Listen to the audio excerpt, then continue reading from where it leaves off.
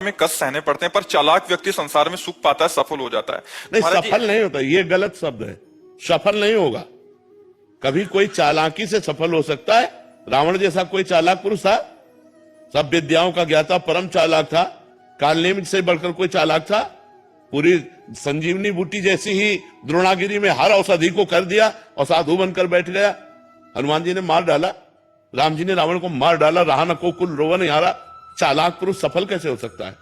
नहीं, सीधा सरल पुरुष कष्ट पा सकता है, पर सफल सीधा सरल सच्चाई पर चलने वाला हो। जैसे धर्मराज युधिष्ठिर बिल्कुल सीधे थे, यहां तक इतने सीधे थे कि युद्ध क्षेत्र में कल कौन सी रणनीति है वो जाके दुर्योधन सीधे पूछ लेता था।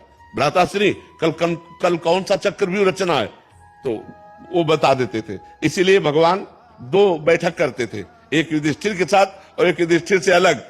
युधिष्ठिर के साथ जो बैठक की वो चक्रव्यूह रचना ही नहीं होगी, क्योंकि वो दुर्योधन को पता हो। इतने सरल थे कि वो आके पूछ लेते, वो पूरी बात बता देते थे। तो आप देखो विनाश किसका हुआ? चतुर चालाक, जिसके साथ शकुनी, दुशासन, कर्ण, दुर्योधन के साथ इतने चालाक, चालाकी की हद थे ये लोग। तो क्या ये लोग सफल हुए? नहीं, सफल हुए सीधे साधे युधिष्ठिर जी महाराज, और नाश हुआ उन चालाक पुरुषों का। तो चालाक पुरुष तुम्हें सफल होते नजर आएगा, लेकिन सफल नहीं हो सकता। सीधा साधा पुरुष तुम्हें दुख भोगते नजर आएगा, लेकिन वो दुख भोगेगा नहीं, आगे चलकर वही विजय को प्राप्त होगा। थोड़ी यात्रा ऐसी है जिसमें संशय हो सकता है देखकर कि बेईमान, दुष्ट, चालाक, कपटी पुरुष उन्नति को प्राप्त हो रहा है और धर्मात्मा, ईमानदार दुख को प्राप्त हो रहा है। थोड़ी देर की यात्रा है, लेकिन परिणाम में जो सही चल रहा है उसका सही परिणाम होगा, और जो गलत चल रहा है उसका गलत परिणाम होगा पक्का। आज तक की पूरा सृष्टि का विधान ऐसा है। जी जी महाराज जी, लेकिन ट्रांसफर पोस्टिंग में कई बार चालाक लोग अच्छी जगह ले जाते हैं और सीधे सरल लोगों के ट्रांसफर कहीं भी नहीं, ऐसा वो देखो, दुर्योधन राजा बना कि नहीं बना? दुर्योधन राजा कुछ दिन के लिए बना कि नहीं बना?